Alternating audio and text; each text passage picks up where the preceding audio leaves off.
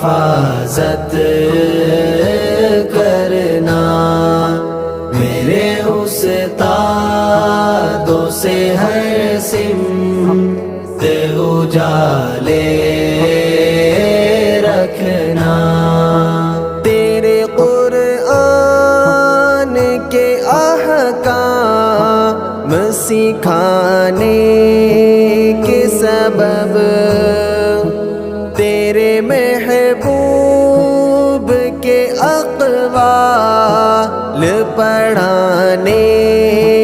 کے سبب،